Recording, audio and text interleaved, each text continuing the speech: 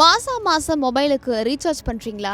அப்போ உங்க பாக்கெட்டுக்கு ஒரு பெரிய ஆப் காத்துக்கிட்டு இருக்கு. ஜியோ, ஏர்டெல், வோடாஃபோன் ஐடியா எல்லா கம்பெனிகளும் அவங்களோட ரீசார்ஜ் பிளான் விலையை அடுத்த வருஷம் அதிரடியா உயர்த்த போறாங்கன்னு ஒரு பகிர் தகவல் வெளியாகி இருக்கு. எவ்வளவு உயரப்போகுது, இதுக்காக இந்த திடீர் முடிவு, வாங்க முழுசா அலசலாம். உலகத்தோட மிகப்பெரிய முதலீட்டு நிறுவனமான மோர்கன் ஸ்டான்லி தான் இந்த அதிர்ச்சி ரிப்போர்ட்டை வெளியிட்டிருக்கு. அவங்க என்ன சொல்றாங்கன்னா, 2026 இந்திய டெலிகாம் நிறுவனங்கள் தங்களோட 4G 5G பிளான்களோட விலையை சுமார் 16% வரைக்கும் உயர்த்தலாம்னு சொல்லியிருக்காங்க. இது ஏதோ முதல் தடவை இல்ல. 2019, 2021, 2024 ஏற்கனவே 3 தடவை விலை ஏறிடுச்சு. இது 4வது பெரிய விலை உயர்வா இருக்கும். சரி, இந்த விலை உயர்வு எப்படி இருக்கும்? ப்ரீபெய்ட், போஸ்ட் பெய்ட்னு 2 யூசர்களுக்குமே இந்த ஆப் உண்டு. ஏற்கனவே இந்த கம்பெனிகள் ஒரு வேலையை அமைதியா செஞ்சுட்டு வராங்க.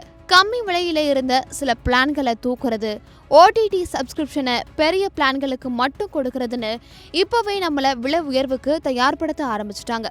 சரி, எதுக்காக இந்த திடீர் விலை உயர்வு? இதுக்கு காரணம் 5G. இந்த கம்பெனிகள் 5G சேவைக்காக பல்லாயிரம் கோடிகளை முதலீடு செஞ்சிருக்காங்க. இப்போ அந்த முதலீட்டை திரும்ப எடுக்க வேண்டிய நேரம் வந்துருச்சு. அதாவது முதல்ல இலவசமா கொடுத்துட்டு இப்போ வட்டியோட வசூலிக்க போறாங்க.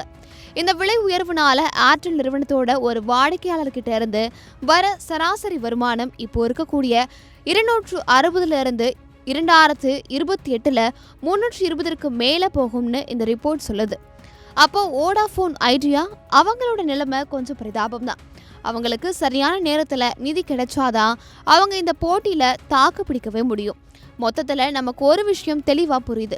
இனிமேல் நெட்வொர்க் நல்லா இருக்கும், ஆனால் அதுக்கு நாம அதிகமாக காசு கொடுக்க தயாராக இருக்கணும். இந்த விலை உயர்வை பற்றி நீங்கள் என்ன நினைக்கிறீங்க? இது நியாயமான விலை உயர்வு தானா? நீங்கள் எந்த நெட்வொர்க் பயன்படுத்துறீங்க? மறக்காமல் உங்களுடைய கருத்துக்களை கீழே கமெண்ட்ல சொல்லுங்கள்.